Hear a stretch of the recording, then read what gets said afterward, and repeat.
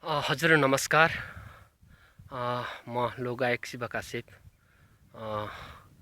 हजुर म आज धेरै समयपछि म आफै जन्मे हुर्केको ठाउँ सुरेपाल गाविस अहिले मध्य नेपाल नगरपालिका पर्छ। मध्य नेपाल नगरपालिका 3 नम्बर वडा पर्छ र जुन माथि चुचुरो छ उतापट्टि त्यो हाम्रो नाग भैरव कुटाथान पर्छ। र यो गाउँ साह्रै रमणीय गाउँ हो। हिजोका दिनमा आजभन्दा 8-10 वर्ष अगाडि 300-400 घर न्यार हट्टिया भएको ठाउँ। यहाँ जस्तै सम्पूर्ण हाम्रो जाति र परिभाषा वेशभूषा भएको ठाउँ हो। र यसै गरी उता समी भन्ज्याङ लाई मैले देखाइरहेको छु। त्यसपछि यता हाम्रो रम्गा पर्छ, अहिले मध्य नेपाल नगरपालिका नै पर्छ। रम्गा सिलिन्डाडा र समी भन्ज्याङ र हाम्रो लमजुङ सिरेपालको लामा चौर बुत्या गाउँ र हुँदै यो हाम्रो तलदेखि नै रिस्ती उपत्यका दुई पिप्ले चर्दी र जतिसुकै जे भए पनि हामीलाई जन्म दिने बुवा आमा लाटा गाँडो जे जस्तो भए पनि आखिर उहाँहरूकै पसिनाले नै हामीलाई जन्माउनु हुर्काउनु भएको हो। उहाँहरूकै मेहनतले गर्दाखेरि हामी जन्मियौँ हुर्क्यौँ। उहाँहरूकै जस्तै आमाको 10 धारा दुधले हामी हुर्क्यौँ, हिँडियो, डुलियो, नपुग्ने ठाउँ नि पुगेका पनि छौँ।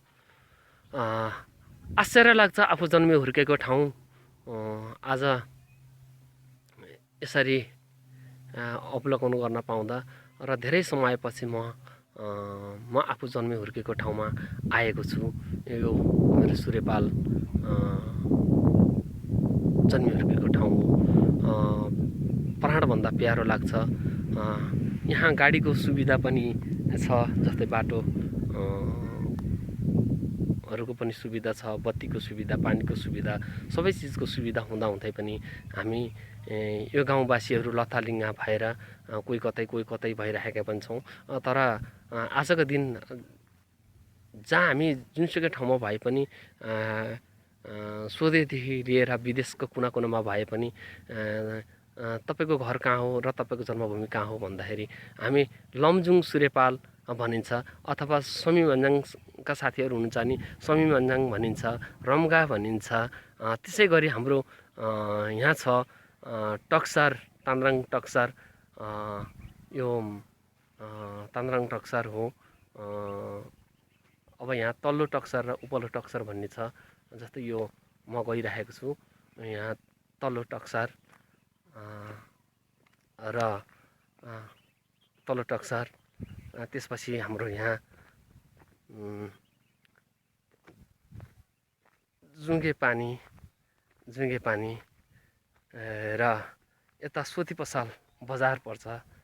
सोती पसल पारी डाँडाहरू हाम्रो रिस्ती खोलाले छुट्टाएको तनहुको डाँडा हो। यता पुनिमरङ भन्ने ठाउँ छ।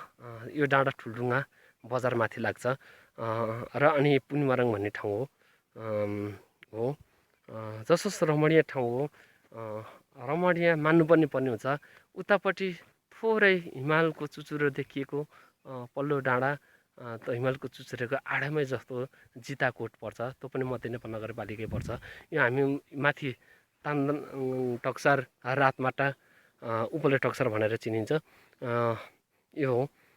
मलाई आज धेरै समयपछि म आफू जन्मे हुर्केको ठाउँमा आएको छु र मैले अवलोकन गर्न पाउँदाखेरि मलाई धेरै गर्व लागेको छ, धेरै खुसी लागेको छ। खुसी पनि हुनुपर्छ, र मैले यस्ता गीतहरू बनाएको पनि छु। म गीत सङ्गीतमा प्रवेश गरिरहेको पनि छु र मैले अवश्य पनि म आफू जन्मे हुर्केको ठाउँलाई जस्तै समी भन्ज्याङ, रम्गा, सुरेपाल, टक्सार, जिता इत्यादि यिनीहरूलाई समेटेर भोलिका दिनहरूमा गीत पक्कै पनि बनाउने छु। र यो अवश्य यो काम मैले अगाडि बढाउने नै छु। जस्तै अब एउटा मैले गीत बनाइराखेको पनि छु, लमजुङ सूर्यपाल चोखो माया लगाउँछु भन्दैमा बिग्रियो मेरो चाल भन्ने पनि छ। यस्तै यस्तै अरू अरू गीतहरू पनि छन्। धेरै मिठा मिठा गीतहरू छन्। अवश्य मैले गीतहरू पनि गीतहरूका कोसेलीहरू बोकेर पनि लिएर आउने नै छु। आज म एकदमै खुसी छु, किनकि म जन्मे हुर्केको ठाउँ मेरो चार खुट्टा हिँडेदेखि लिएर चार खुट्टाको हिँड्नेदेखि लिएर जन्मेदेखि हुर्किएसम्मको मैले दुःख सुख वन जङ्गल वनपाखा गाउँ बेसी मेलापात गरेको ठाउँ हो। मेरो बुवा आमाले, मेरो हजुरबुवाले सबैले गाउँ बेसी गर्ने ठाउँ जन्मे हुर्केको ठाउँ हो। म पनि यही ठाउँमा हुर्केर गाउँ बेसी वनपाखा पानी पँधेर गरेको ठाउँ हो। खुसी लाग्छ, रमाइलो लाग्छ। म धेरै आभारी छु।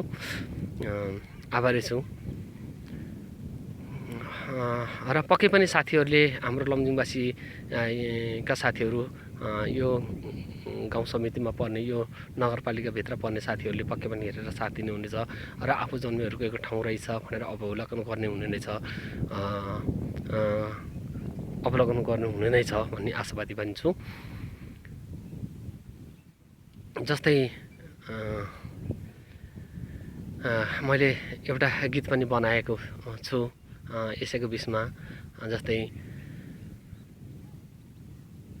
हे जन्मिएर हुर्केको गामैमा, हुर्केको गामैमा,